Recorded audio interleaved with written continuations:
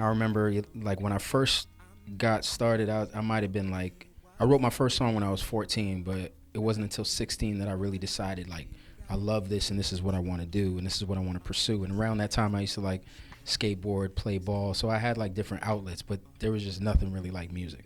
If you can recall, what was that big break for you where you felt like, okay, this is, I'm here, I've made it, this is where I'm really going to start my career? Um, I would probably have to say probably the defining moment of me really making a breakthrough was when I was signed to Sony Records in 2001 or 2001. And then the single Don't You Forget It came out not too long after. But I mean, prior to that, I did a lot coming up in Canada, in Toronto, just networking and doing different showcases, being a part of different showcases, meeting key people, and them, sort of connecting me to different folks, or even, giving me, invaluable advice, on the game, which eventually led, to me finally being able to jump the border and get down here and get to Philly and, the whole situation with the Sony deal and everything. So, yeah. What are some of your biggest musical inspirations? A lot of the artists that I was inspired by, it came a lot from artists I grew up listening to. Like my parents played around the house, but I wasn't even aware of who they were at the time. Like I knew melodies, but I didn't actually know like the title of the song or who the artists were. And then I started, developing my own tastes in music. And I remember, high school, like Boys to Men and Guy was a big deal. And Jodeci. And, so I pretty much came up listening to that, and then eventually found out, who influenced them. And that's when I sort of rediscovered a lot of the music that was played around the house.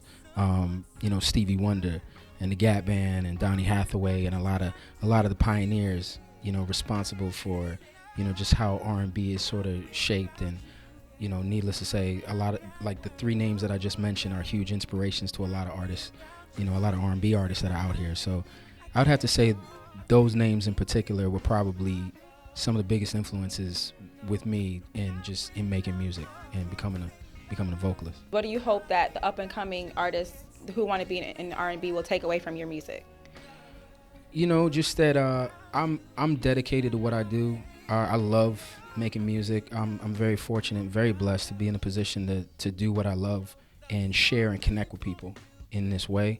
I would want, the same way that I would want listeners to fall in love with my music based on that same connection. Any artist listening to what I'm doing, I think the first thing I would want them to identify in my music is the dedication to the craft and, respecting tradition, but still at the same time trying to push envelopes and experiment a little bit. But just, I think the most important thing about a great song is just pouring yourself completely into whatever it is that you do, as if it might be the last time you ever sing. Because that was actually some advice that was given to me. Every time you sing, every time you pick up a mic, let it be like, give it your all, like it's the last time you may ever sing. So I think that was important advice. And even just, respecting the craft of really getting to a great song, expressing something that's true to you. I think those two things, lends itself to making powerful music. So that's something that if I could have any sort of influence on any artist, it's all about just, making powerful music that connects with people and lasts the test of time.